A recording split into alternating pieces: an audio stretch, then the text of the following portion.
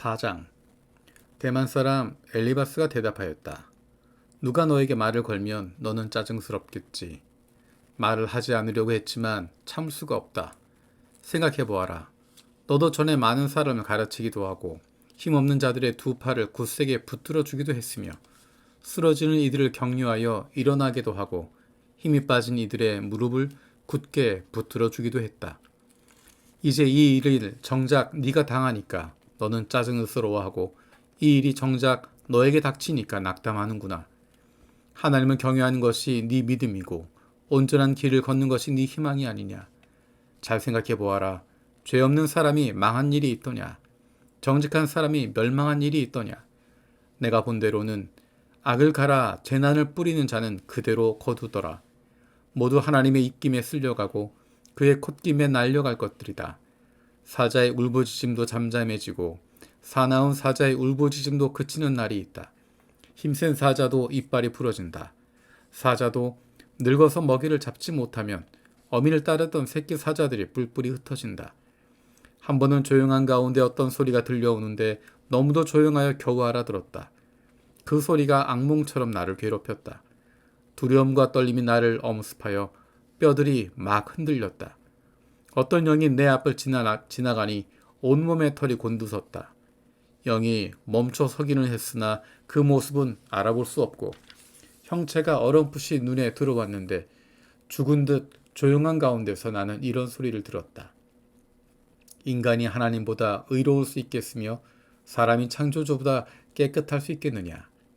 하나님은 하늘에 있는 당신의 종들까지도 믿지 않으시고 천사들에게마저도 허물이 있다고 하시는데 하물며 흙으로 만든 몸을 입고 티끌로 털을 삼고 하루살이에게라도 눌려 죽을 사람이겠느냐.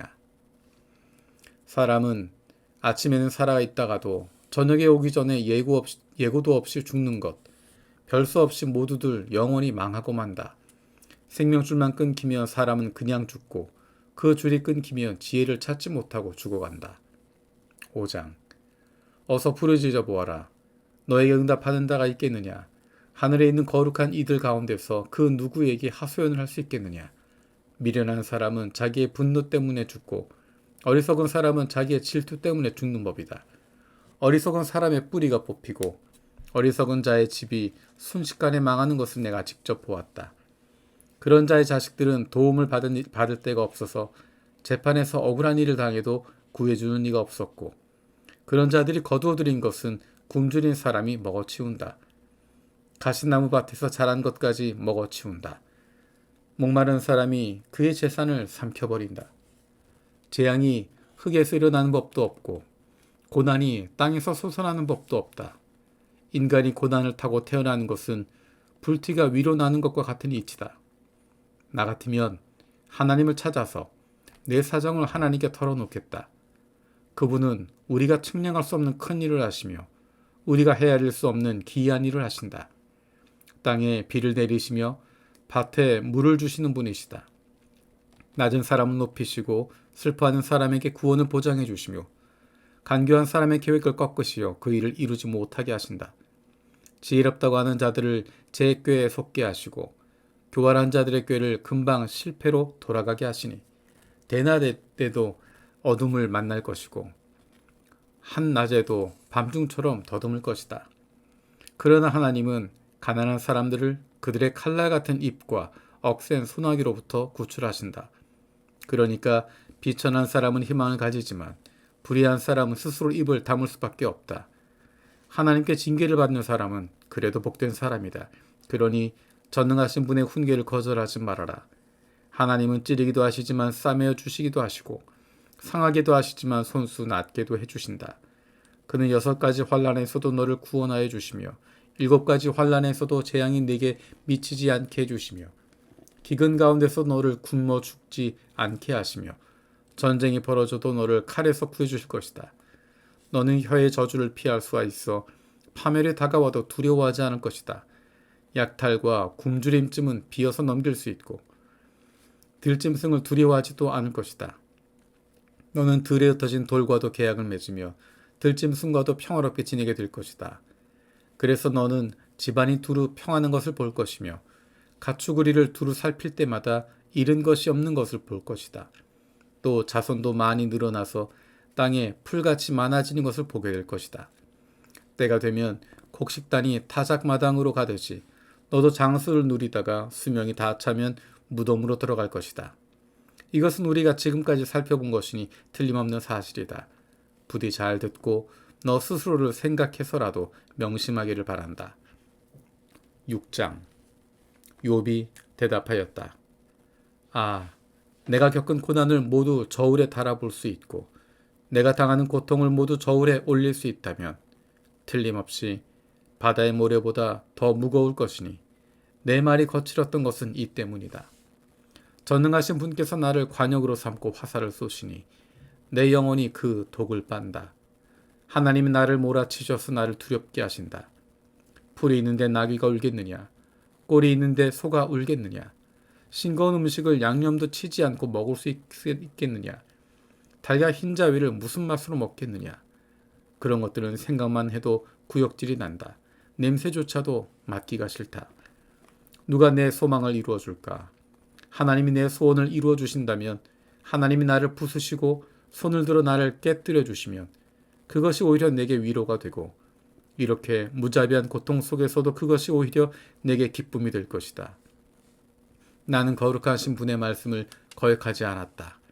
그러나 내게 무슨 기력이 있어서 더 견뎌내겠으며 얼마나 더 살겠다고 더 버텨내겠느냐.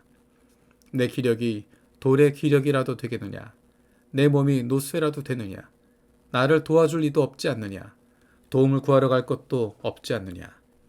내가 전능하신 분을 경외하든 말든 내가 이러한 절망 속에서 허덕일 때야말로 친구가 필요한데, 친구라는 것들은 물이 흐르다가도 마르고 말랐다가도 흐르는 개울처럼 미덥지 못하고 배신감만 느끼게 하는구나.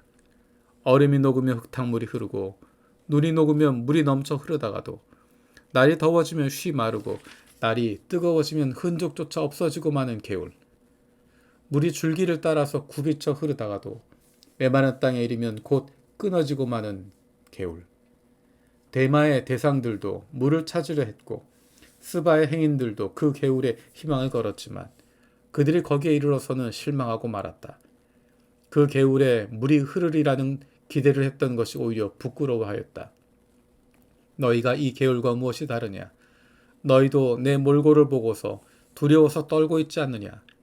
내가 너희에게 이거 내놓아라 저거 내놓아라 한 적이 있느냐? 너희의 재산을 떼어서라도 내 목숨을 살려달라고 말한 적이 있느냐? 아니면 원수의 손에서 나를 건져달라고 하길 했느냐? 폭군의 세력으로부터 나를 속량해달라고 부탁하기라도 했느냐? 어디 알아듣게 말 좀 해보아라. 내가 귀 기울여 듣겠다. 내 잘못이 무엇인지 말해보아라. 바른 말은 힘이 있는 법이다. 그런데 너희는 정말 무엇을 책망하는 것이냐? 너희는 남의 말 꼬투리나 잡으려는 것이 아니냐? 절망에 빠진 사람의 말이란 바람과 같을 뿐이 아니냐? 너희는 고아라도 제비를 뽑아 노예로 넘기고 이익을 챙길 일이라면 친구도 서슴지 않고 팔아넘길 자들이다. 내 얼굴을 좀 보아라. 내가 얼굴을 맞대고 거짓말이 하겠느냐? 너희는 잘 생각해 보아라. 내가 억울한 일을 당하지 않게 해야 한다. 다시 한번 더 돌이켜라. 내 정직이 의심받지 않게 해야 한다. 내가 혀를 놀려서 옳지 않은 말을 한 일이라도 있느냐? 내가 입을 벌려서 분별 없이 떠든 일이라도 있느냐? 7장. 인생이 땅 위에서 산다는 것이 고된 종살이와 다른 것이 무엇이냐? 그의 평생이 품꾼의 나날과 같지 않느냐? 저물기를 몹시 기다리는 종과도 같고 수고한 삭슬을 애타게 바라는 품꾼과도 같다. 내가 바로 그렇게 여러 달을 허탈 속에 보냈다. 괴로운 밤은 꼬리를 물고 이어갔다. 눕기만 하면 언제 깰까, 언제 날이 셀까 마음 졸이며 새벽까지 내내 뒤척거렸구나. 내 몸은 온통 구더기와 먼지로 뒤덮였구나. 피부는 아물었다가도 터져버리는구나. 내 날이 배틀의 북보다 빠르게 지나가니 아무런 소망도 없이 종말을 맞는구나. 내 생명이 한낱 바람임을 기억하여 주십시오. 내가 다시는 좋은 세월을 못 볼 것입니다. 어느 누구도 다시는 나를 볼 수 없을 것입니다. 주님께서 눈을 뜨고 나를 찾으려고 하셔도 나는 이미 없어졌을 것입니다. 구름이 사라지면 자취도 없는 것처럼 수울로 내려가는 사람도 그와 같아서 다시는 올라올 수 없습니다. 그는 자기 집으로 다시 돌아오지도 못할 것이고 그가 살던 곳에서도 그를 몰라볼 것입니다. 그러나 나는 입을 다물고 있을 수 없습니다. 분하고 괴로워서 말을 하지 않고서는 견딜 수 없습니다. 내가 바다 괴물이라도 됩니까? 내가 깊은 곳에 사는 괴물이라도 됩니까? 어찌하여 주님께서는 나를 감지하십니까? 잠자리라도 들면 편해지겠지.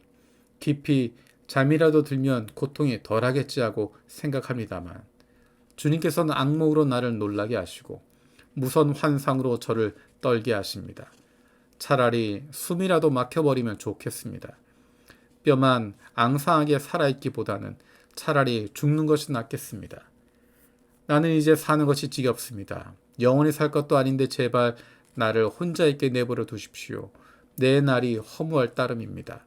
사람이 무엇이라고 주님께서 그를 대단하게 여기십니까? 어찌하여 사람에게 마음을 두십니까? 어찌하여 아침마다 그를 찾아오셔서 순간순간 그를 시험하십니까? 어찌하여 내게서 눈을 떼지 않으시렵니까? 침꼴깍 삼키는 동안만이라도 나를 좀 내버려 두실 수 없습니까? 사람을 살피시는 주님, 내가 죄를 지었다고 하여 주님께서 무슨 해라도 입으십니까? 어찌하여 나를 주님의 관역으로 삼으십니까? 어찌하여 나를 주님의 짐으로 생각하십니까? 어찌하여 주님께서는 내 허물을 용서하지 않으시고 내 죄악을 용서해 주지 않으십니까? 이제 내가 숨져 흙 속에 누우면 주님께서 아무리 저를 찾으신다 해도 나는 이미 없는 몸이 아닙니까?